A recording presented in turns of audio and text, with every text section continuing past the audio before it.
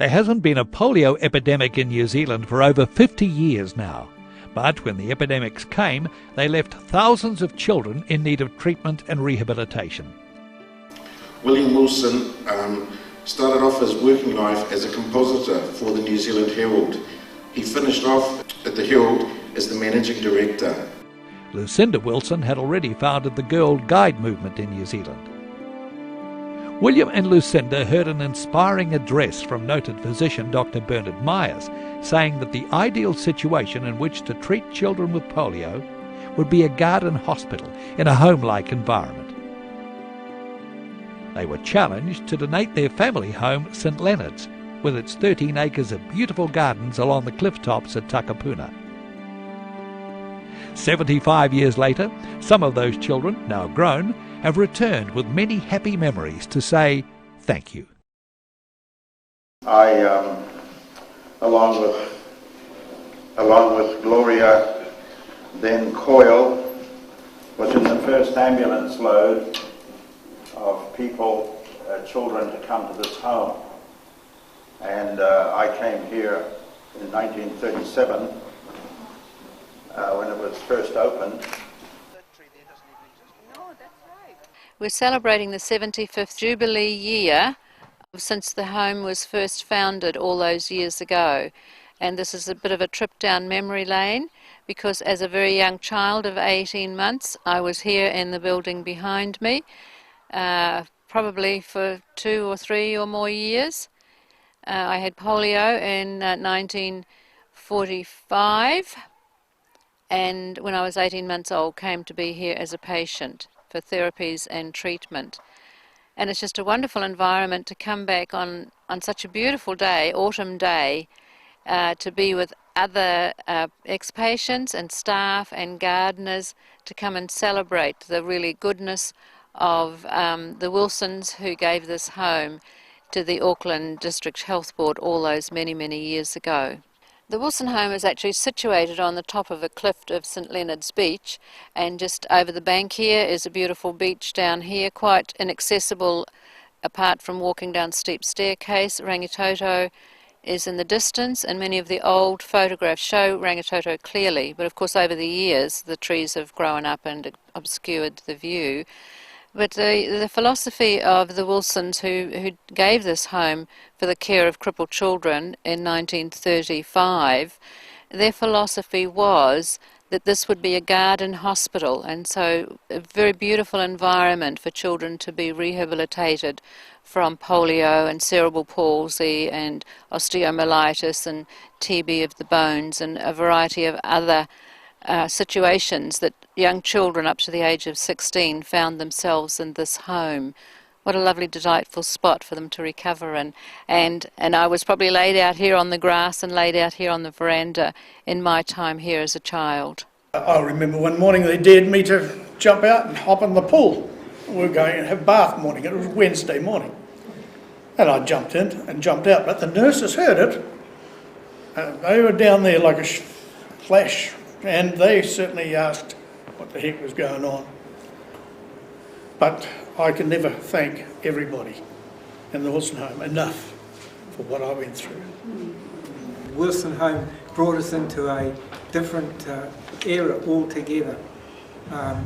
When I came, a boy with his legs in calipers came and sat on my knee. And I felt, well, I'm home. And what happened was, after that, many children didn't have parents. The parents had left them here, or the father had left the mother, and we became parents to those children. And it taught us a lot about life. And we saw with our daughter, we belong to the blind, we belong to other things, crippled children, and it gave us a new view of everything. And it made us look at everything a different way. And so we appreciate here, because not only did we learn so much, but we saw the work of the staff, of the matron, and all those here, and we thank them for it. Jan, what does it mean for you to come back here to the Wilson home where your brother spent so many years? It's very, very special because it sort of was such a formative part of his life, and we often think that sort of Matron Falconbridge was a huge inspiration to all those boys. So it's very, very special to come back and see the home and what's been done, and it's still here. It's fantastic. He certainly made sure every time he came home with the motor racing in the early 60s that he came over here and he saw the children and he brought a car over here. How wonderful. So that's special, and myself, I run the Bruce McLaren Trust these days, and we've managed to bring 2 cars over here. Oh, how wonderful. And it's been lovely to be able to do that and just show the children this is what can happen if you've got a dream. We often wondered, was he in pain, or how did he manage to do the motorsport career, which is so imposing on the body, shall we say, and the G-forces and everything, and still cope with those injuries. And we often wondered if there was pain. I talked to a Perth-based patient last night, and he said he never had pain. Others have had. So that gave me a great sense of comfort that he overcame his challenges and his disability, but wasn't in pain, and that's lovely to know. Yes, that's very important.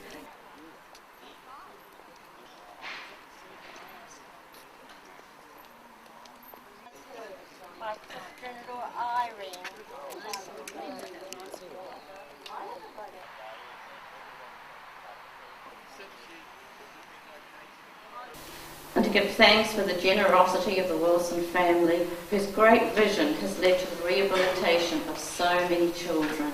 Yesterday we gave thanks to the Wilson home and the staff, and even each other as we were patients here at the Wilson home. That was yesterday. But today we give thanks to God. And the legacy of the Wilson home, I believe, is lived out in us that are here today. I was almost literally brought up by Miss Falconbridge. My first recollection of life was to see this head bending over my cot. If ever there was a person who did not look on the outward appearance, that person was Miss Falconbridge. I can't help thinking that when we talk about the Wilson home, we must always remember that she, above all other people, was the one who laid the great foundation, the foundation of care and the foundation of love, the incredible foundation that she created both in the hospital board and among the community, and even, it is called the Wilson home. And it is a real home. For those of us who were brought up there, it's a real home. We never thought of it as being anything else. Imagine how we would have felt if it had been called the Wilson Hospital. But it was called a home. And so it's been a great privilege to me to be a part of her life too, who gave so much to me. She taught me how to speak. When I went home to my family, I spoke different to other people. She taught me never to tell a lie. She taught me she taught me not to swear. That was the hard one, and it cost a lot of soap in my mouth. She taught us many things, and she taught us to be polite. She did not treat us as being different from anybody else in the world. She had the amazing ability of making every individual feel really special, and yet not as if they owned her. She had the ability to push us beyond our own horizons. I never knew that I was disabled until I got out of this place. That word I'd never heard, and certainly it wasn't in my life. Because although I was special to her, I didn't know it. She told me many years later that it was because I was so unruly and difficult that she felt I needed some extra attention. The discovery of the Salk and Sabin vaccines meant the end of polio epidemics. New antibiotics and new drugs eliminated many other conditions. The role of the Wilson home changed from one of being residential care to one of therapies, rehabilitation, paediatric clinics and respite care. Since the 1980s, the focus has been on outpatient and short-term residential care services, with villas providing a place for children to receive respite care. The new Wilson School building opened in 2008.